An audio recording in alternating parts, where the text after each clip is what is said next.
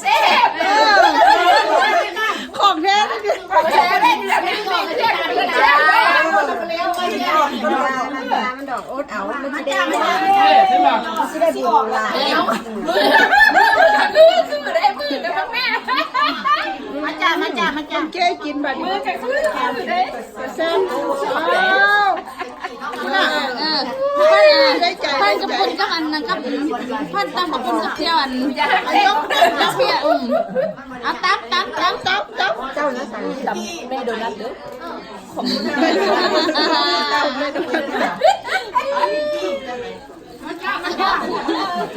เขาเป็นนักชายกับคนนักเอาเลย เป็นจักกินในเบิ้งยังไงน้องผู้ชายโยนพัชรัตน์เปิ้ลบอกพัชรัตน์เปิ้ล เก้สิกินมันเก้สิกิน ข้าวได้ยังล่ะต้องเลิกไม่ได้หลายคนถึงกันแล้ว มีนะเด็ดหลายเด้อพี่น้องเด้อเจ็ดแซ่บมาเด้อของกินแซ่บ กุ้งไม่ได้ เด้ กิน อ แล้วกุ้งไม่ได้กินมาร้านข้าวเราเนี่ยเกิดเนี่ยมาทั้งหัวแล้ววะ บอกเป็นยังก่อนที่ พักมาแล้วจ้าพักมาแล้วจ้า มาเลยจ้า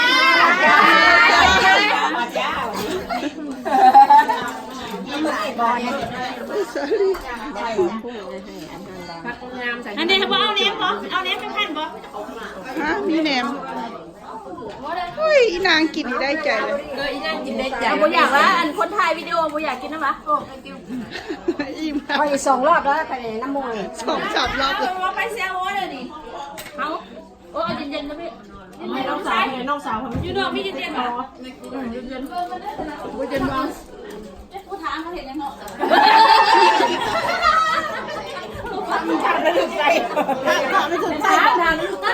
คือถามเขามาว่าหนักพอเย็นได้สิเรา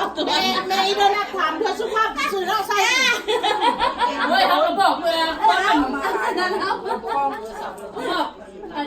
เป็นเกียรติบอกเป็นเกียรติเอาวะสาวแล้วแกเอาบ่เอาตัวเย็นเอาเย็นหรอตัวเย็นตัวนี้ ปันลูกบดเตะเนาะ เอาแค่เอาบ่ เฮ้ย เอาบ่มาแซ่ตัวเย็นดิ คือว่าใส่ติ้งลิงแค่นอก เอาแล้วตัวเย็นได้แล้ว วันกินมาได้เนาะ บอกว่ากินตัวแมวเลยนะ ใส่แล้วนี่อะไรนี่มาด่ากับแก่ไม่ด่ากับเกียร์ไม่ด่าเลข3อุ้ยเราอยากกินตัวเองมื้ออื่นแน่นอนจะไม่เปลี่ยนแปลง ตัวเองกินเนี่ยอยากตัวเองแม่ เพื่อนเบิ่งกันได้เบิ่งแล้วเนาะสอรี่น้ำหลาย เบิ่งเราก็ได้ตั้งหูตั้งตาก็เลยเบิ่ง ยันก็คือหลาย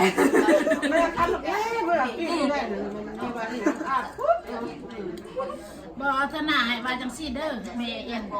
อีนางเส้น ๆด้วย มาจ้าที่เห็นแบบเขาแต่ เอาของเขาYouTube พ่อจะไปเรียนแบบกันจะไหน เรื่องแบบเขาก็ได้บ่เป็นหยัง บ่แล้วอยากเป็นของตัวเองเที่ยวแล้วของเขาโบจ้าของเขาโบจ้ากันมาเด้อ เอาไว้จ้าเอามือสิ มาเด้อ โนดแม่ใบพี่นะแม่ลูก ไม่น่าแก้ว11ก่อน เห็นว่าแม่แก่แม่ยัง ถ้าได้รา แต่ว่าแม่แก่แม่เป็นยังกิน เอาแช่มันไปแคนาดาโดนเป็นมากอยากด้วยเขามาเบิ่งไปเบิ่งมา แม่แก่แม่ก็ยังยืนโดดได้ลูกเอ้ยแก่ไว้ เจ้าของได้เหรอ 55 ปีได้เกี่ยวได้นี่เนี่ย ทำได้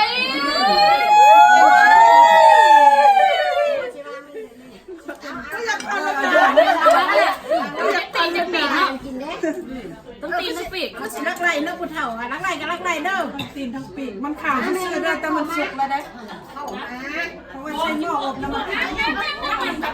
แม่แก้วได้ ก็พยุงเนี่ยแล้วครั้งมาเตะยุกตันที่หัวย่างยุกเดียวนี่ นักเป็นอะไรมา นั่งคนละแนวนั่งคนละแนวกันมาเด้อยุกเลยว่ายุกละวะมาเด้อมาเด้อนั่งคนละแนวนั่งคนละแนว นั่งเป็นข้างนอกยกก่อน ตั้มไปเหยียบนั่นอย่างนี้ ฮะโอ้ ห็นกัน เอามือเพื่อนถืออันนี้เนาะ เอาต เอาไปจับ ำเด้อตำเด้อกินน้ำ ตำแล้ว ได้ก็ตำผู้ดีเด็ดนะเอาผู้ชายนะ ออกแล้วพี่ตาเลยออกแล้ว กำลังมาสิบนาทีแน่จะเอานี่ผู้หญิงเขา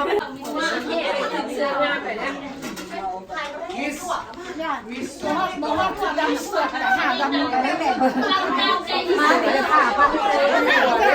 มาเลยค่ะฟังนี่เนี่ยบ้านเจ้าก็ทำน้องสาวไปส่งตามมองอะไรไม่เอาเร็ว เฝ้าเฝ้าเฝ้า อันเลอไปเลย แซ่บได้ไหม แม่ค้าส้มตำเมื่อมังลาวมาเปิดร้านขายส้มตำบ่มาใส่ สร้างส่งค่ะ เฮ้ยมาสิล้างเลยดอกเจ้าไหนเจ้าไหน มาเด้อมาเด้อมาเด้อ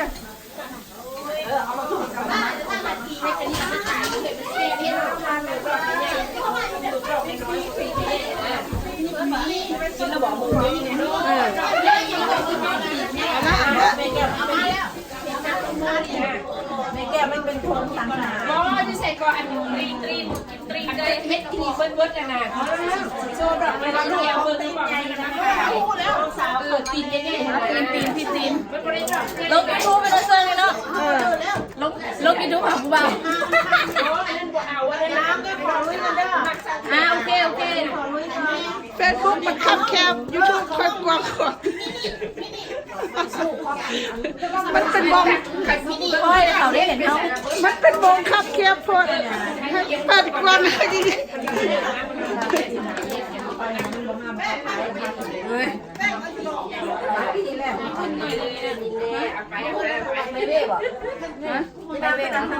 น้ำไปนั่งกุ้งแก้ว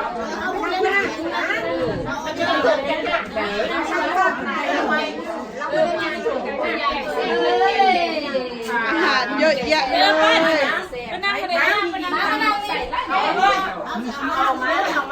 อาไปทุกวันวันนี้เนี่ยป้าขับไปนั่งนี่ดิตั้งนี่ดิคนละที่คนนั่งนี่โอ้ว่าตาย